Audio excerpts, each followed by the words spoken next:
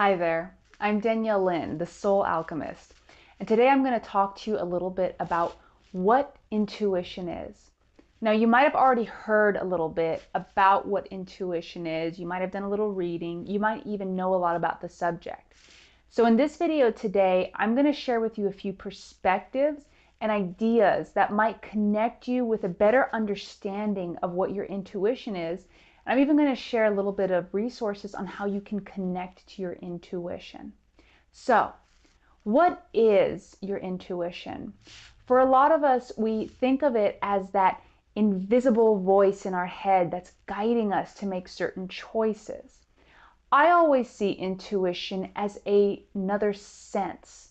Some people call the intuition the sixth sense. In this case, let's just say, for me, intuition is made up of many different sensations that are guiding me towards a deeper knowing. And I feel that it might be something similar for you as well. For you, you might feel it a little bit in your body. Like if you feel guided towards something and you feel really strongly about it, you might feel a pull in your gut area. Or maybe if you meet someone and you really connect with them and you feel good about them, you might feel your heart expand.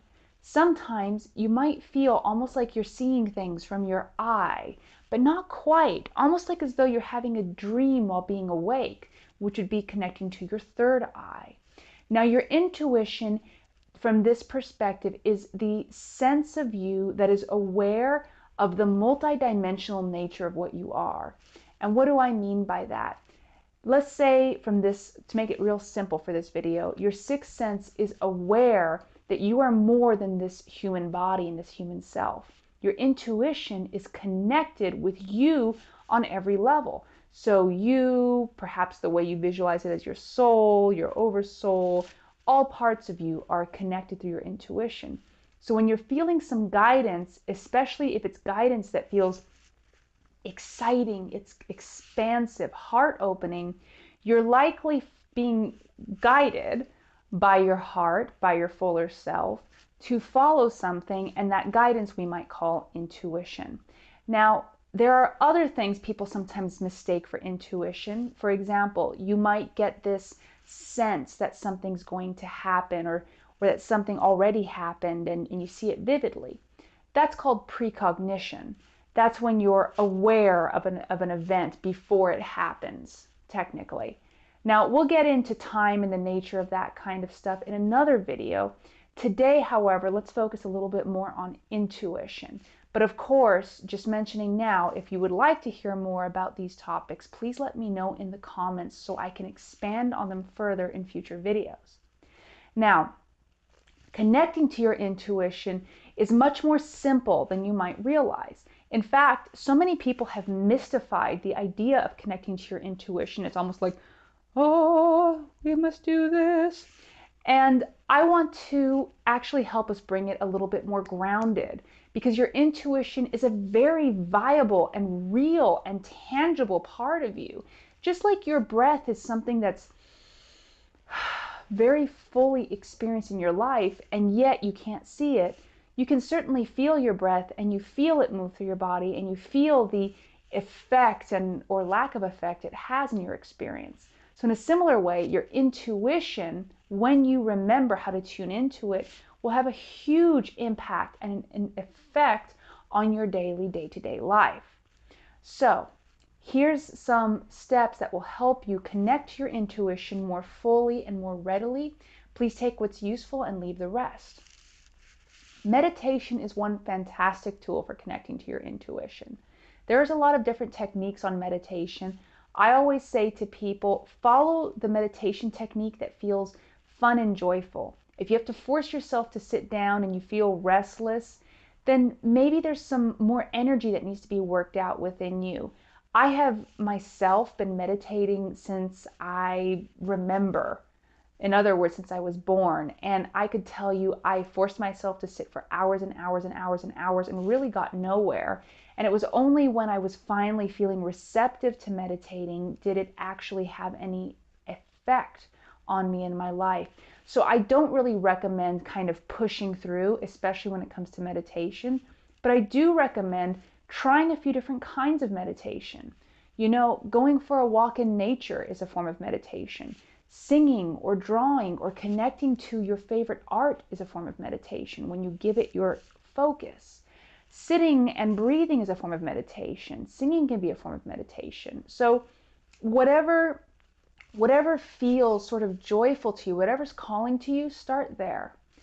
As you meditate more and more regularly, you will find yourself in this space or in this zone where you feel just more connected, not to anything in particular, but to all of life and to yourself.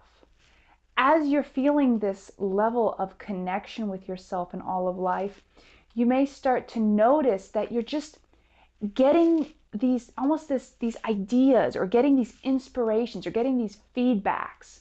It's sort of like when you have enough space, when you've cleared the space around you of so many of the barrage of thoughts and so many of the feelings and so many of the need to think, when you are in that space of receptivity and openness and just sort of being, suddenly you're able to receive these messages that are coming from the inside. You're suddenly able to hear these messages.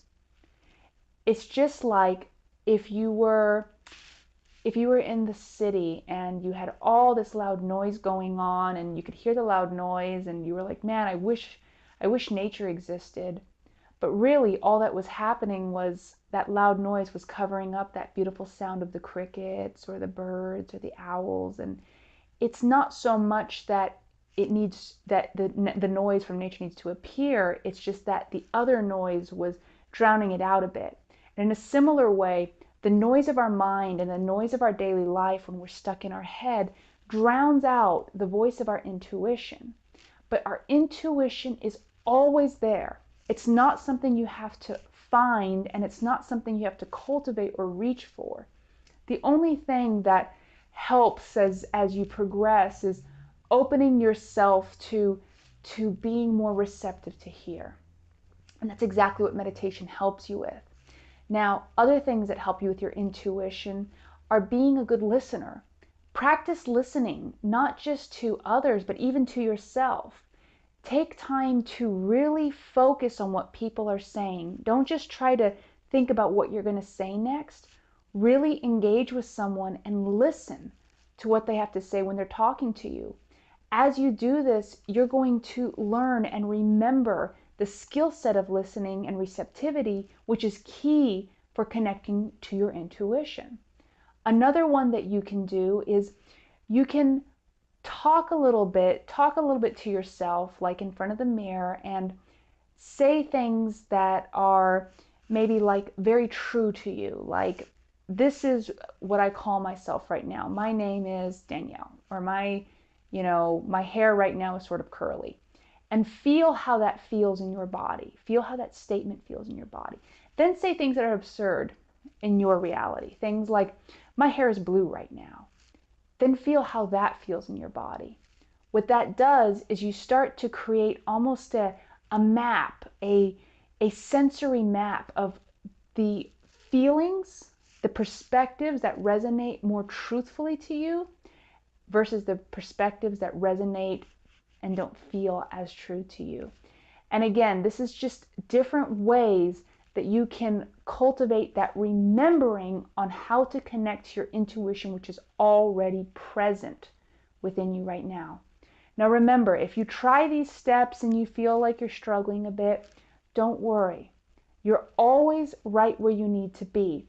So if you feel like you're not finding the right path, or if it feels like you're pushing too much, I suggest taking just a small step back, coming to your heart, taking a nice deep breath in, and saying to yourself, okay, you know where I'm trying to head. Please show me the step right now that will help me connect to my path in the most aligned and joyful way. And then just listen without judgment. And no matter what, remember to show a lot of self-love and compassion for yourself. Even if all this stuff is something you feel like you can't connect with right now, that's okay. You're always right where you need to be. And so the more you allow yourself to just be where you're at without judgment, you'll find yourself connecting to these new and exciting places with more ease and without having to try at all. Now, I would love to hear your comments in the comment section below, and if this video was useful for you, please add a like and subscribe as well, because I like to post up new videos very often. And of course, you can always check out more information at daniellelynn.com. Again, I'm so happy we got to connect, and remember, you are right where you need to be.